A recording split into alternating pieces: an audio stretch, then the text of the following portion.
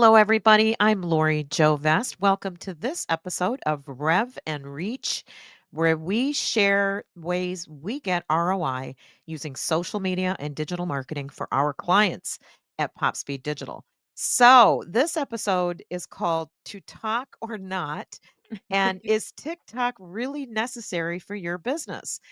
And I'm here with Kylie Metcalf. Kylie is our third in charge at PopSpeed Digital Marketing and a social media specialist. So say hi, Kylie. Hi, everybody. So we are going to alternate talking about TikTok. So here's what I think about TikTok. I love TikTok. I try to stay off of it because it's so addictive and Mhm. so many people are on it creating awesome content. It is really, I mean, are you on TikTok frequently, Kylie? I was Okay. on TikTok all the time. I had to get rid of the other thing about TikTok, which is true for every social media site, is that you're inundated with information pertaining to your life. And Oh, yeah. I'm currently pregnant with my first child. I think I've said that. So I was inundated with way too much information. So I'm on a Oh, TikTok hiatus personally, but I love it. Yeah. good and bad Yes. information will come your way. However, in most cases, it will be entertaining because Yeah. TikTok is entertaining. Took the world by storm back right around the pandemic, right? Mhm. Um, so do you need to be there as a brand? Should every business, every brand, every person who, wants to promote themselves as a influencer, should you be on TikTok? Well, let's start with a real basic question. Who's your audience? Mhm. If your target market is under 35 years old, you should be on TikTok. If you are selling business to consumer, business to business is still best handled over on LinkedIn.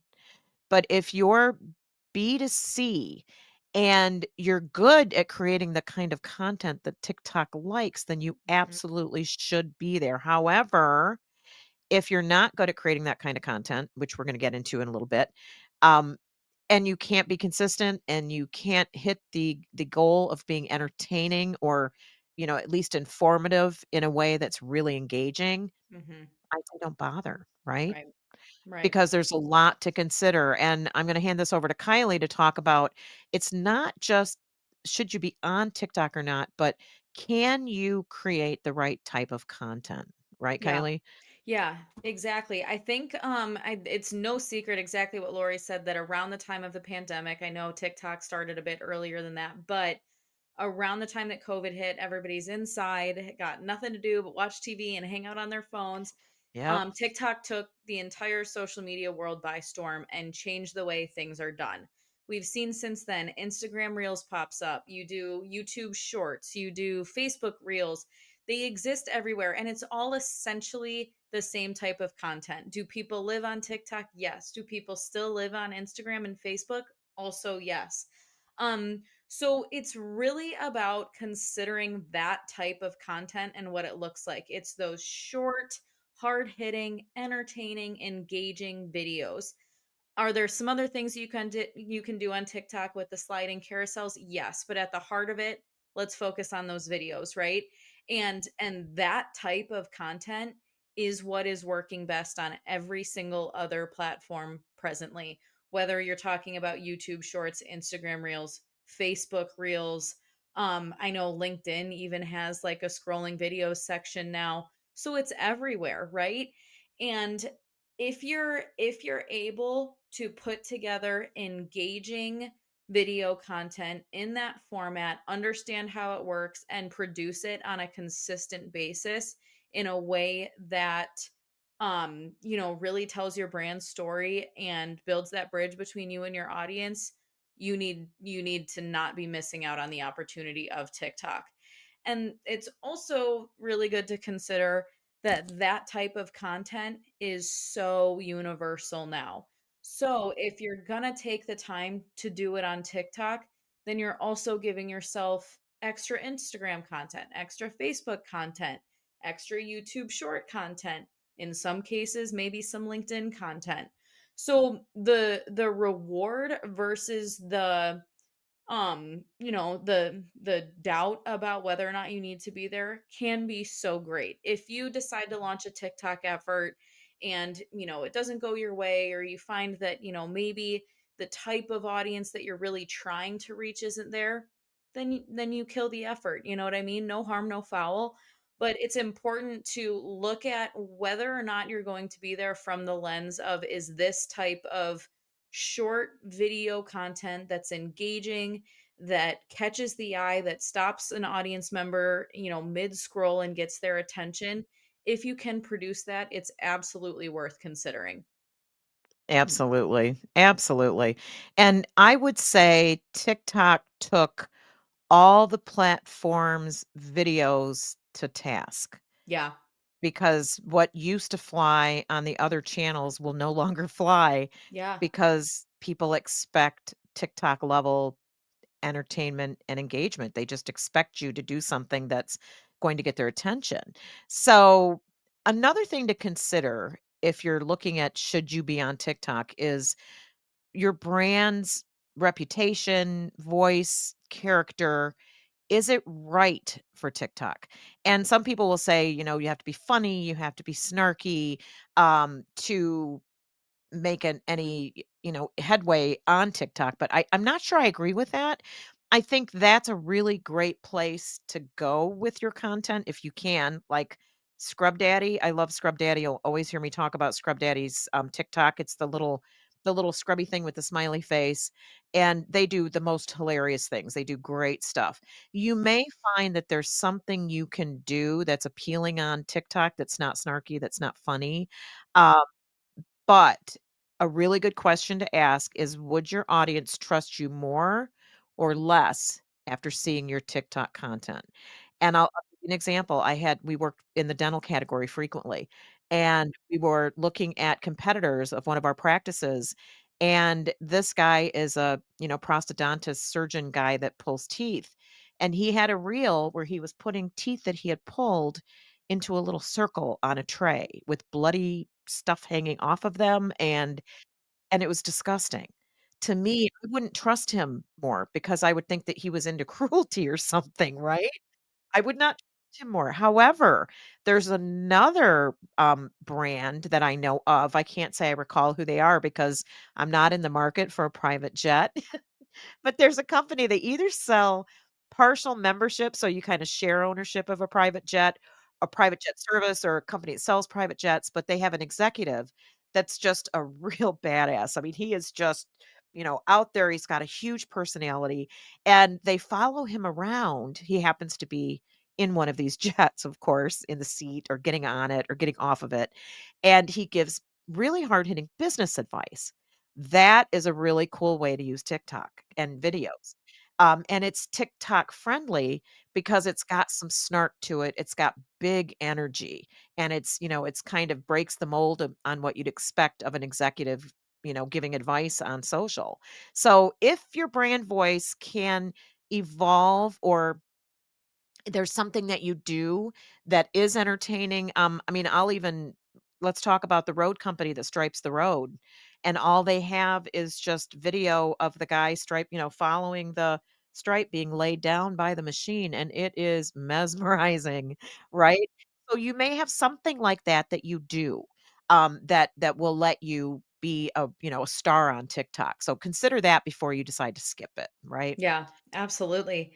I think, moving on to our next point, I think having it really goes to show, I think, even in those instances you just brought up, Lori, how important it is to have a team behind you to support an effort. Because the undertaking, one of the biggest considerations, in my opinion, is the undertaking of TikTok and whether or not you have the bandwidth for it. I know bandwidth, that buzzword, but it is so important because the algorithm on TikTok, it's a tough one. It's very, very tough, which, it has to be, right? There's a niche for Very everything, and there's competitive. billions of people that all have unique interests, and we're tailoring every single person's For You page to exactly what they want to see, right? So it has to be a bit cutthroat. But at the same time, if you're doing it right, it can be really rewarding. So what we mean by this is if you are not able to consistently, particularly in the beginning, get new content and consistently engaging and solid content on TikTok 4 to 5 times a week, I would say at a bare minimum three, you're not going to see that growth at the rate that you might need to make the effort worth it. You really need to be there on a regular basis. I know there are some people posting multiple times a day on TikTok to build their following. So it really is quite the undertaking. But again, that algorithm can be so rewarding because of the fact, as we said, there's billions of people there, and there is, like, literally not exaggerating, a niche for everything on TikTok. There really is. Because, if your brand is working in any, A through Z type of industry, obviously there's a handful of people there that are interested in that topic, right? You're not the only people in the world that care about what it is that you're doing. So I think if you can make that commitment and put forth a team that is really really focused, hyper focused on building that effort, building a following, because once you get to, I believe the threshold is 1,000 followers on TikTok, then you can start monetizing, then you can start including links. It makes your advertising dollars a lot more, well spent and worth that. You'll see that ROI a bit more. So if you can just, hit those targets and really put your head down and get there and make that content, it's, you're gonna see worthwhile results there. And then again, like we said before, you have all of that backlogged content because you really shouldn't be posting multiple times a day on Instagram Reels, not really Mhm. the same type of algorithm. No. But if you have all of that backed up content that you've used on TikTok, it does make your life a little bit easier on your other channels when you have that library to pull from. So is it a lot of work and a massive undertaking, especially in the beginning? Yes, it absolutely is. There's, no other way to slice it. You really have to be committed. But is it worth it? If your audience is there, yes, I think so. Mhm. Absolutely. So what I would say, and I think this is the advice we would give about most channels. However, when we enter a business relationship with a company where we're serving as their marketing agency, we recommend the standbys, the Instagrams, the YouTubes, Facebook, LinkedIn, TikTok, not so much, because it's so specific. If you feel like you really want to give TikTok a shot, make sure you do it right and you give it 60 to 90 days. Don't expect to see results in 2 weeks. Um, do everything that you need to do to be successful, including 4 to 5 times a week. Spend some money, look at your metrics, have a landing page or a link or something so you know what's happening there. Pay attention, test it, and see what happens. If you make a 90-day commitment and then you walk away because, you got likes and stuff, but nobody actually went to your website. You didn't get anything, sold. There was nothing nothing tangible that came from it. Give it up. No harm, no foul. You can walk away from a social channel, just let it go dark, and come back later or don't come back at all. It's okay to do that. Because if it's not going to work, why spend the energy? You may be better served on a different platform. But if you can find a really good angle, you may find that TikTok is where you want to be. So I would give it 60 to 90 days and make sure you strategize and really give it your all for those 60 to 90 days rather than just kind of throwing it out there to see what happens, and then you'll know for sure. So, Yeah, I think to build off of that too, I another thing that's really interesting about TikTok is that it is pretty unpredictable, I would say, in our yes, experience very. there with our clients.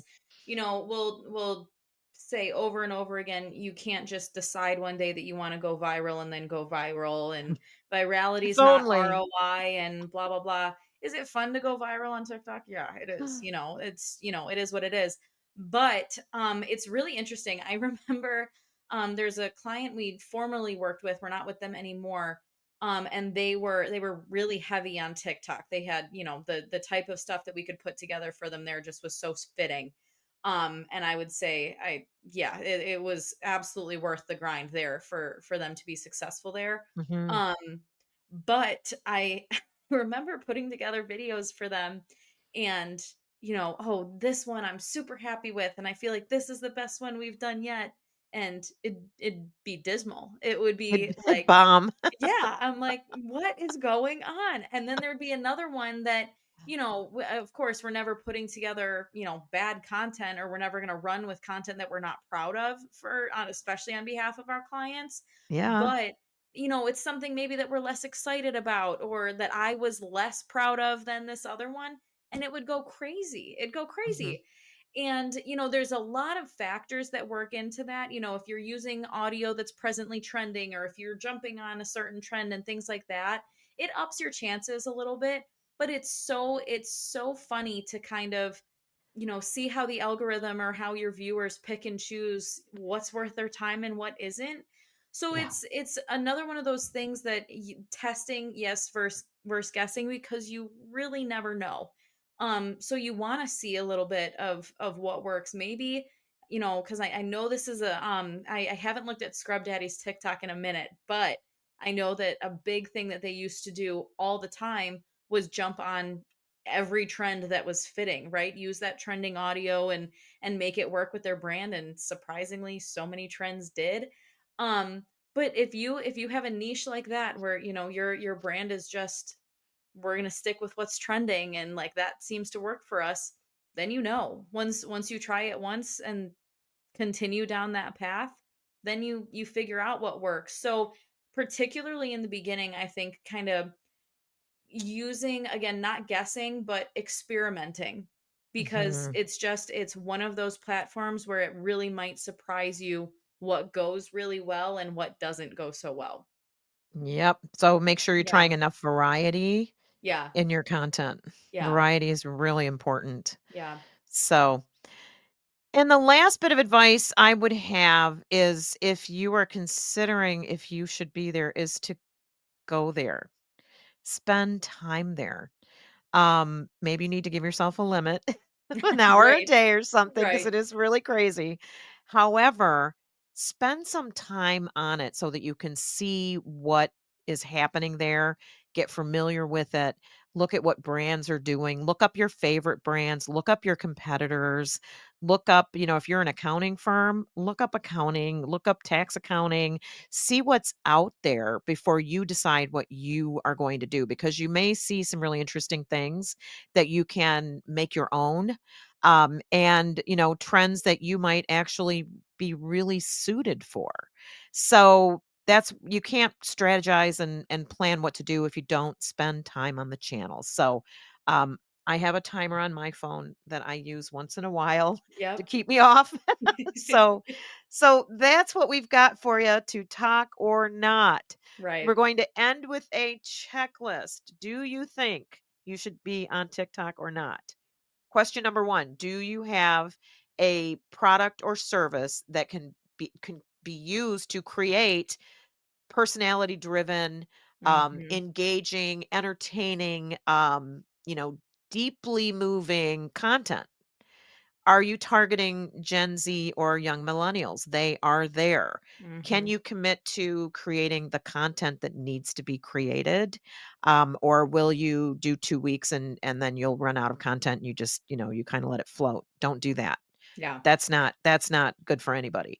Mhm. And do you have someone on your team or a partner agency who can work with you to understand the trends and help you come up with a plan to create and execute that content that really makes a difference for you? If you can say yes to a few of those questions, it might be time to give it a chance. We are here to help you, of course. I gotta tell you that. Yeah. At popspeeddigital.com, you can get a hold of us. We do social media, email marketing, website development, and SEO content for websites. And we do it with an ROI focus. So we're a little bit different than a lot of the digital marketing shops that are out there right now.